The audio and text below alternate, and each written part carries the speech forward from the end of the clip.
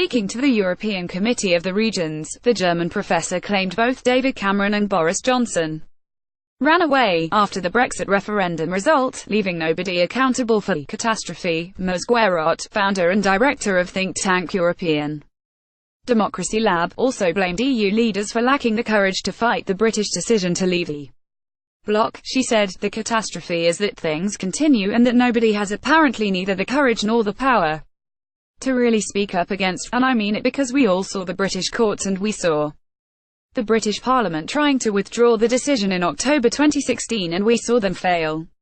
Getty EU Committee Brexit News. German professor blames Boris and Cameron for the Brexit result, and if I'm trained in political science and the thing is still that John Locke invented parliamentary democracy for a reason, because he knew that if you offer participation you need to have those who participate accountable, and nobody was accountable for what happened. Cameron ran away.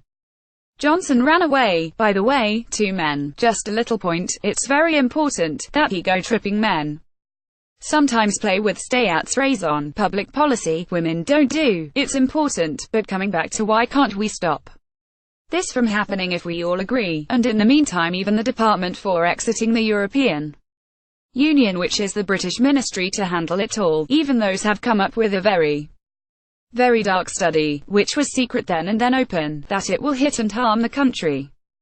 The catastrophe is that things continue and that nobody has apparently the courage to speak up against drive. Ulrich Guérot, the German academic, also claimed the European countries which will now suffer the economic consequences of Britain leaving the EU should have been given a say in the British decision. She added, "The thing is not only that it will harm the country itself, but it will also harm the Europeans, and I have not been asked, I'm on the bus, to much less a degree. The figures are pointing to me that I will lose something like 4% of GDP, and perhaps I'm personally not affected, but still, I think we need to come back to who decides in the European democracy. What is the state of the European democracy? I say we are in no state, because what we have not answered in the European Union was the struggle between, is the EU responsible of the nation, and who decides? Is it the British people or perhaps the Catalan people? We haven't answered the simple question, who decides? The EU Committee for the Regions gathered today to discuss the current state of the Brexit negotiations and its impact on the economic and social situation of the regions in the UK and the 27 member states of the EU.